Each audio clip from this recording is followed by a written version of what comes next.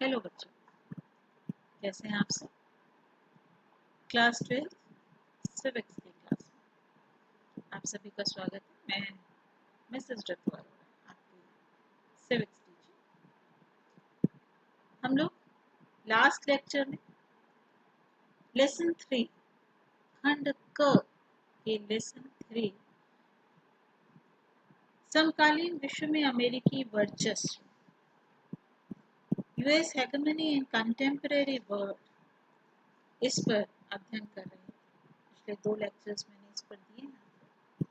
पहले में मैंने बताया कि किस प्रकार विश्व में सबसे बड़ी शक्ति के रूप में अमेरिका उभर कर कैसे सामने आया और विश्व एक ध्रुवीय विश्व का दौर चल क्लिंटन का दौर आया। तत्पश्चात 9/11 की आतंकवादी घटना हुई जिसने अमेरिका को झकझोर दिया, हिला दिया और अमेरिका आतंकवाद के विरुद्ध जंग में कूद पड़ा। इसी से संबंधित उसने इराक पर आक्रमण कर दिया।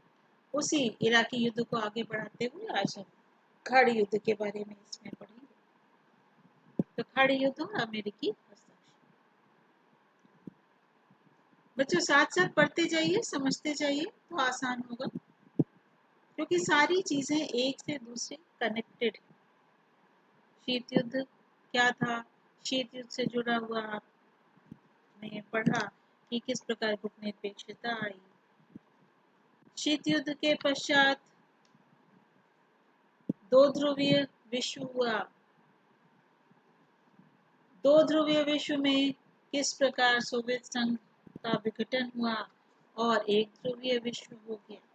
तो सारी चीजें एक से दूसरी, दूसरी से तीसरी जुड़ी हुई हैं। आप इन घटनाओं को अलग नहीं कर सकते। एक घटना समझ में आएगी तभी आगे की दूसरी घटना समझ में आएगी। क्रमानुसार ही आपको इसका अध्ययन करना है।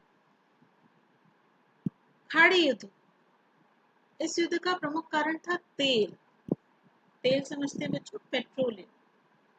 आज परिवहन के जितने साधन हैं, छोटे स्कूटर, मोटरसाइकिल से लेकर के चाहे पानी का जहाज हो, चाहे हवाई जहाज हो, सभी के लिए, यहाँ तक कि बड़ी बड़ी मशीनों को संचालित करने के लिए भी हमें पेट्रोलियम पदार्थों की आवश्यकता होती है। तो तेल आधुनिक सभ्यता का आधार है। ये ऊर्जा का प्रमुख साधन है और आज तक इसका विकल्प नहीं ढूंढा जा सका। हम जल विद्युत का प्रयोग करते हैं बच्चों ऊर्जा के लिए। हम कोयले से प्राप्त ऊर्जा का उपयोग पहले करते थे, लेकिन धीरे धीरे कोयले का उपयोग ज्यादा होने लगा, तो अब हमने कोयले से ऊर्जा प्राप्त करना कम कर दिया, जिसे हम ताप ऊर्जा कहते हैं।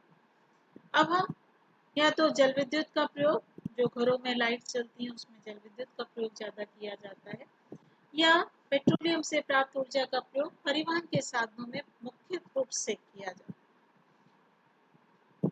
तो आज अगर आप किसी साधन से एक स्थान से दूसरे स्थान जा रहे हैं तो उसके लिए तेल का होना आवश्यक है। इसके बिना आवागमन के साधनों का प्रयोग संभव नहीं। इसका विकल्प खोजे जाने के लिए तमाम वैज्ञानिक लगे हुए हैं। कई नई शोध चल रही है, कई नए आविष्कार भी हुए, लेकिन अभी भी हम तेल का ही सर्वाधिक उपयोग करते आ रहे हैं। तेल के कारण ही 2 अगस्त 1990 को इराक ने कुवैत पर आक्रमण कर दिया। बच्चों एक बात और ध्यान दीजिए, इराक और कुवैत ये दोनों ही देश खाड़ी देश हैं और दोनों ही तेल से भरपूर हैं। यानी पेट्रोलियम पदार्थ इनमें बहुत ज्यादा है। तो जब इनमें पेट्रोलियम पदार्थ अधिक है तो निश्चित रूप से ये पेट्रोल के कारण ही विकसित देश हुए हैं।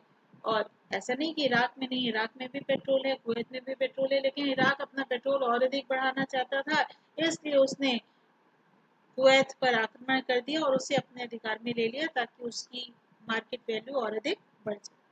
तो 2 अगस्त 1990 को इराक ने कुवैत पर आक्रमण कर दिया और मात्र 6 घंटों में ही इराक ने कुवैत पर अपना कब्जा जमा लिया। कुवैत पर इराक का आधिपत्य हो जाने के बाद इराक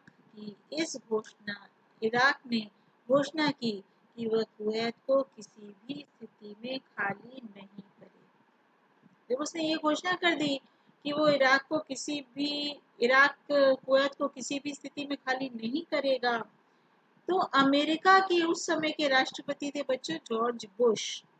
तो अमेरिकी राष्ट्रपति बुश को यह अवसर मिल गया कि वह सद्दाम हुसैन के विरुद्ध कार्रवाई। इराक का उस समय के मुख्य व्यक्ति कौन थे, राष्ट्रपति कौन थे, सद्दाम हुसैन। और अमेरिका के कौन थे, राष्ट्रपति जॉर्ज बुश थे।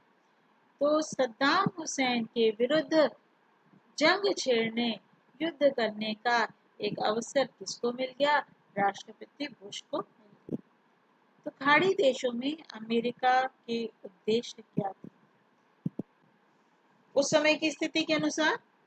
सबसे पहला तो उसका उद्देश्य यही था कि इराक द्वारा कुवैत को खाली करा, ताकि कुवैत पुनः एक स्वतंत्र देश बन सके। तो इराक द्वारा कुवैत को खाली न करने की स्थिति में अमेरिका ने कुछ प्रमुख लक्ष्य रखे। पश्चिमी एशिया के देशों में तेल की आपूर्ति को होने वाले खतरे का निवारण, इजराइल की सुरक्षा को आंच न आने देना। सद्दाम हुसैन जो इराक के प्रमुख थे, वो परमाणु अस्त्र शस्त्र बहुत बड़ी मात्रा में बना रहे थे, उनके कारखानों को नष्ट करना। समूचे खाड़ी क्षेत्र में शक्ति संतुलन बनाए रखना। मैं एक दिन और बता चुकी हूँ बच्चों कि खाड़ी देश किसे कहते हैं और खाड़ी देशों में कौन कौन से प्रमुख देश हैं। खाड़ी देश में मुख्य रूप से कुवैत, ओमान, सऊदी अरब, संयुक्त अरब अमीरात, कतर और बहरीन को शामिल किया जाता है। इन सभी देशों की सीमा फारस की खाड़ी से मिलती है, इसलिए इन देशों को सामूहिक रूप से खाड़ी देश के रूप में जाना जाता है। और पांचवा जो प्रमुख बिंदु था, इराक की विस्तारवादी सोच पर प्रतिबंध लगाना। विस्तारवादी सोच मतलब कि हम अपने राष्ट्र की सीमा, देश की सीमा को धीरे धीरे बढ़ाते चले जाएं, आसपास के जो देश हैं उसको अपने देश में शामिल करते जाएंगे। विस्तारवादी सोच, तो इस सोच पर रोक लगाना, नियंत्रण करना, ताकि वो दोबारा इस प्रकार की हिमाकत न कर सके। इराक को पश्चिमी एशिया के राजनीतिक मानचित्र में परिवर्तन का अवसर न देना। जब इराक के अंतर्गत कुवैत आ जाएगा तो कुवैत देश का नाम तो हट जाएगा बच्चों हमारे देश विश्व के राजनीतिक मानचित्र से। तो ये अवसर इराक को न देना और विश्व की एकमात्र सर्वोच्च शक्ति के रूप में अमेरिका की छवि और अमेरिकी नेतृत्व की विश्वसनीयता को बनाए रखना, यह भी प्रमुख उद्देश्य था, ताकि सद्दाम हुसैन और इराक के बारे में अमेरिकी विदेश नीति पूरी तरीके से कारगर हो और कोई भी देश ये इस प्रकार का दुस्साहस न करे कि वो आगे आए, अमेरिका के वर्चस्व को स्वीकार न करे। इसके अतिरिक्त अमेरिकी राष्ट्रपति का एक अन्य महत्वपूर्ण लक्ष्य पश्चिमी एशिया में सोवियत संघ के प्रभाव को रोकना भी था। अभी मैंने बताया था कि दो महत्वपूर्ण शक्तियां, महाशक्तियां थी, एक तरफ संयुक्त राज्य अमेरिका और एक तरफ सोवियत संघ। अब ये दो 1990 की घटना है बच्चों, तब तक सोवियत संघ वर्चस्व में था, 1991 में उसका विघटन हुआ। तो राष्ट्रपति बुश ये चाहते थे कि सोवियत संघ अपनी घरेलू उलझनों में बुरी तरह फंसा हुआ है और जैसे ही उसको राहत मिलेगी वह खाड़ी देशों की ओर दौड़ेगा। इसलिए इस क्षेत्र में सोवियत संघ के प्रवेश को रोकने का उसको सबसे उत्तम तरीका यही था कि इस क्षेत्र में अमेरिकी हितों का क्षेत्र घोषित करके इराक के विरुद्ध सैन्य कार्यवाही शुरू कर दे, और अमेरिका ने वैसा ही। इराक की हठधर्मिता तथा इराक के विरुद्ध संयुक्त राष्ट्र संघ और अमेरिकी कार्यवाही। बच्चे दो शब्द बार बार आते हैं, संयुक्त राज्य अमेरिका और दूसरा है संयुक्त राष्ट्र संघ। दोनों में अंतर है। संयुक्त राज्य अमेरिका, संयुक्त मतलब होता है मिला जुला, राज्यों का मिला जुला समूह, अमेरिका के राज्यों का मिला जुला समूह जो एक देश है। 50 राज्यों से मिलकर बना है संयुक्त राज्य अमेरिका, इसीलिए उसको संयुक्त राज्य अमेरिका कहा जाता है। जैसे हमारे यहाँ 28 राज्य हैं, वैसे वहाँ पे 50 राज्य, इसलिए वो क्या है, संयुक्त राज्य अमेरिका। और इंग्लिश में कहते हैं यूनाइटेड स्टेट्स ऑफ अमेरिका, या शॉर्ट फॉर्म में कहते हैं यूएसए। वो एक देश। दूसरा अब हम जो यहाँ पे बात कर रहे हैं संयुक्त राष्ट्र संघ। द्वितीय विश्व युद्ध के बाद विश्व के विभिन्न देशों ने एक संगठन बनाया, उस संगठन का नाम रखा संयुक्त राष्ट्र संघ। विश्व के विभिन्न देशों ने मिलाकर संयुक्त होकर के राष्ट्रों का एक समूह बनाया, एक संघ बनाया, जिसे संयुक्त राष्ट्र संघ बनाया और 24 अक्टूबर 1945 को स्थापित किया गया। और इसे कहते हैं यूएनओ, यूनाइटेड नेशंस ऑर्गेनाइजेशन। तो दोनों में अंतर है, यूएसए यूएनओ। यूएनओ एक संगठन है और यूएसए एक देश है। संयुक्त राज्य अमेरिका एक देश है और संयुक्त राष्ट्र संघ एक संगठन है विभिन्न देशों का, जो कुछ उद्देश्य लेकर के जिन्होंने एक समूह या एक संस्था स्थापित। तो विश्व के जितने भी देश हैं वो यूएनओ को फॉलो करते हैं, यूएनओ के रूल्स के आधार पर चलते हैं, जो द्वितीय विश्व युद्ध के बाद स्थापित हुआ। तो अमेरिका ने इराक के विरुद्ध सीधी कार्यवाही नहीं की, बल्कि उसने यूएनओ यानी संयुक्त राष्ट्र संघ को माध्यम बनाया और संयुक्त राष्ट्र संघ की सुरक्षा परिषद के सभी सदस्यों ने अमेरिका का साथ भी प्रदान किया।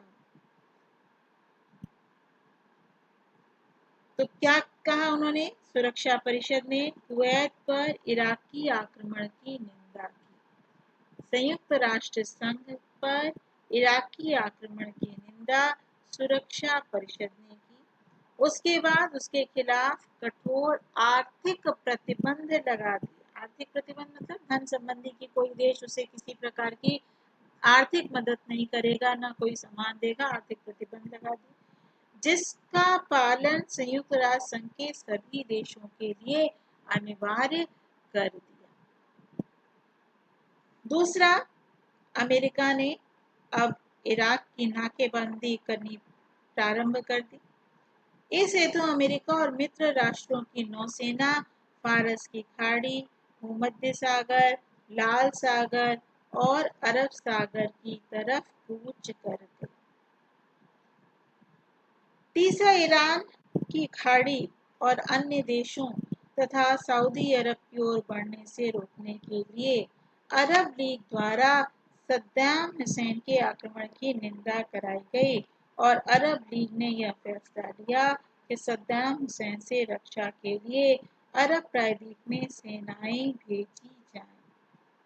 4 अगस्त 1990 को मिस्र, मोरक्को, सीरिया के सैनिक दस्ते सऊदी अरब पहुंच गए। चौथा, अमेरिका ने डेजर्ट शील्ड नामक अभियान के तहत सऊदी अरब में सेनाएं उतारी। डेजर्ट शील्ड, डेजर्ट होता है बच्चों रेगिस्तान, सऊदी अरब एक रेगिस्तानी एरिया। तो ये जितनी भी कंट्रीज हैं इसमें बहुत ज्यादातर इसका एरिया जो है वो रेगिस्तानी है। डेजर्ट शील्ड के नाम से एक अभियान चलाया कि कुवैत को संरक्षण प्रदान करने के लिए और इराक को तबाह करने के लिए, इराक पर युद्ध करने के लिए यह डेजर्ट शील्ड नामक अभियान चलाया। पांचवा, यद्यपि आर्थिक प्रतिबंधों ने इराक को बहुत अधिक कठिनाई में डाल दिया, लेकिन सुरक्षा परिषद का प्रस्ताव स्वीकार करने से इराक ने इनकार कर दिया। संयुक्त राष्ट्र सुरक्षा परिषद ने इराक को कुवैत से हटाने के लिए सन 1990 के अगस्त से नवंबर के मध्य प्रस्ताव पारित किए, लेकिन सद्दाम हुसैन की तरफ से कुवैत खाली करने का कोई भी संकेत संकेत नहीं आया और अंत में 20 नवंबर 1990 को एक प्रस्ताव में पारित करके कहा गया कि यदि इराक 15 जनवरी 1991 तक कुवैत से नहीं हट जाता तो उसके विरुद्ध सैन्य कार्यवाही की जाएगी। इस प्रस्ताव के द्वारा सुरक्षा परिषद के 15 सदस्यों में से 12 सदस्यों ने उसका साथ दिया, उसके पक्ष में मतदान किया। इसमें चीन ने और सोवियत संघ ने हिस्सा नहीं लिया। खाड़ी युद्ध। संयुक्त राष्ट्र सुरक्षा परिषद द्वारा इराक को दी गई समय सीमा तक इराक ने कुवैत को खाली नहीं किया। उसने टाइम दिया था, उस टाइम के अनुसार 15 जनवरी 1991 तक का समय इराक को दिया गया था कि वो कुवैत से अपनी सेनाएं हटा ले। लेकिन जब सेनाएं नहीं हटाई गई तो 17 जनवरी 1991 को बगदाद पर बहुराष्ट्रीय लड़ाकू विमानों ने बमबारी प्रारंभ कर दी। बहुराष्ट्रीय यानी एक देश नहीं था बच्चों, संयुक्त राष्ट्र में बहुत सारे देश हैं, तो कई देशों की सेनाएं उसमें शामिल थी, तो उसे कहा गया बहुराष्ट्रीय। बहुराष्ट्रीय लड़ाकू विमानों ने यानी बहुत से देशों से जो लड़ाकू विमान आए थे उन्होंने, बगदाद क्या है, इराक की राजधानी है, इराक की राजधानी बगदाद पर बमबारी प्रारंभ कर दी। बहुराष्ट्रीय विमानों ने इस युद्ध में बगदाद पर भारी बम वर्षा करके उसके आधारभूत ढांचे को नष्ट कर दिया। इस युद्ध का परिणाम क्या हुआ बच्चों? इस युद्ध में इराक को धराशायी कर दिया। जिन राष्ट्रों ने इराक के विरुद्ध सुरक्षा परिषद के प्रस्ताव के पक्ष में मतदान किया, युद्ध के समय उनमें से कुछ ने अपनी सेनाओं को युद्ध से दूर रखा।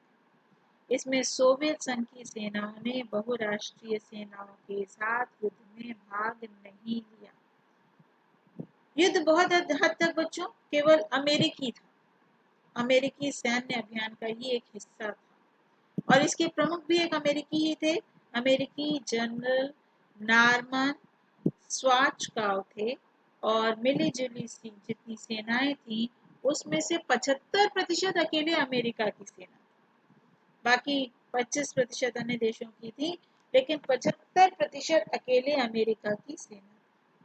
इराक ने अपने स्कड प्रक्षेपास्त्रों से इजराइल और सऊदी अरब को निशाना बनाया, लेकिन उसके अधिकांश प्रक्षेपास्त्र हवा में ही मार गिराए गए।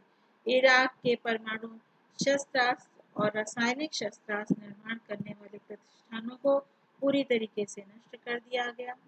बड़े ही विज्ञापनीय अंदाज में अमेरिकी सेनाओं ने स्मार्ट बमों का प्रयोग किया और देखते देखते इराक की सेनाएं धराशायी हो गई। खाड़ी युद्ध का परिणाम क्या निकला बच्चों? सुरक्षा परिषद के 12 प्रस्तावों को इराक के द्वारा स्वीकार कर लिया क्योंकि वो हार चुका था। अब जो भी सुरक्षा परिषद ने 12 प्रस्ताव दिए थे उसको इराक ने स्वीकार कर लिया और अमेरिकी राष्ट्रपति बुश ने घोषणा की कि इस युद्ध को हम पीछे छोड़ आए हैं, कुवैत मुक्त हो गया है, इराक की सेनाएं पराजित हो चुकी हैं, हमारा सैनिक प्रयोजन पूरा हो गया। युद्ध की समाप्ति के बाद भी इराक के खिलाफ लगाए प्रतिबंध जारी रहे फिर से, ताकि इराक फिर से शस्त्रों से लैस न हो सके, दोबारा पुनः अपनी शक्ति को दोबारा न बटोर ले, इसलिए उस पर प्रतिबंध लगाए। खाड़ी युद्ध के प्रभाव। खाड़ी युद्ध के निम्नलिखित प्रभाव हुए। संयुक्त राज्य अमेरिका के नेतृत्व में बहुराष्ट्रीय सेनाओं को सफलता प्राप्त हुई, जिसके कारण विश्व में अमेरिका का वर्चस्व कायम हो गया। उसे ही विश्व की एकमात्र महाशक्ति माना जाने लगा, यानी एक ध्रुवीय विश्व बच्चों स्थापित हो गया। युद्ध के पश्चात कुवैत के पुनर्निर्माण की प्रक्रिया में, क्योंकि कुवैत पूरी तरीके से नष्ट कर दिया गया था इराक के द्वारा, तो कुवैत को फिर से बसाने में, फिर से खड़ा करने में, फिर से उसका ढांचा खड़ा करने में अमेरिका ने अहम भूमिका अदा की। खाड़ी के इस अमूल्य तेल उत्पादन क्षेत्र पर अमेरिका का वर्चस्व स्थापित हो गया। उसने उसके आर्थिक आधार को मजबूती प्रदान की। इस युद्ध में इराक को उसके ही क्षेत्र से हटा करके पूर्ण रूप से कमजोर कर दिया गया और उसके तेल निर्यात की बहुत बड़ी राशि क्षतिपूर्ति के रूप में वसूल। साम्यवादी चीन और सोवियत संघ ने इस युद्ध में कोई सक्रिय भूमिका अदा नहीं की। इस युद्ध में अमेरिका को आर्थिक लाभ हुआ और न ही आर्थिक हानि, क्योंकि इसमें अमेरिका ने जितना खर्च किया था उससे ज्यादा ही रकम उसे जर्मनी, जापान और सऊदी अरब जैसे देशों से प्राप्त हो गई थी। इसलिए अमेरिका को इसमें कोई भी नुकसान नहीं उठाना पड़ा। तो ये तो था बच्चों अमेरिका ने किस प्रकार खाड़ी युद्ध किया और वहां अपना वर्चस्व स्थापित किया। बार बार बच्चों आप वर्चस्व शब्द सुन। तो अब अगले लेक्चर में हम लोग वर्चस्व क्या होता है, वर्चस्व का अर्थ क्या है, वर्चस्व का इतिहास क्या है, सैन्य शक्ति के रूप में वर्चस्व का क्या अर्थ है, ये हम लोग अगले लेक्चर में पढ़ेंगे। आज जितना बताया बच्चों इससे संबंधित 3 प्रश्न। खाड़ी युद्ध में अमेरिका के उद्देश्यों को स्पष्ट कीजिए।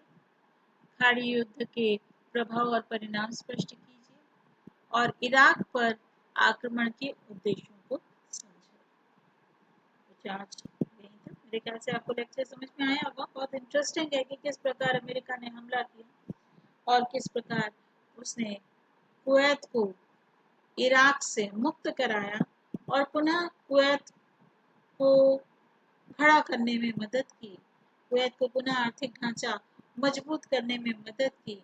ये बातें आपको अच्छी तरीके से समझ में आ गई। बच्चों अगर कोई आपको बात नहीं समझ में आती है तो आप मैसेज करिए, तो मैं दोबारा आपको उस चीज़ को क्लियर करने का प्रयास करूँगी। अगर बात नहीं समझ में आएगी तो आगे का चैप्टर नहीं समझ में आएगा। इसलिए 1 बार 2 बार जब तक आपको क्लियर ना हो वीडियो सुनिए, और तब भी नहीं क्लियर होता है तो दोबारा आप मेरे से संपर्क कर सकते हैं, तभी आपको वो बात क्लियर होगी। आप मैसेज बॉक्स में जा कर के मैसेज कर सकते हैं। अगर अच्छा लगे तो बच्चों आप इसको सब्सक्राइब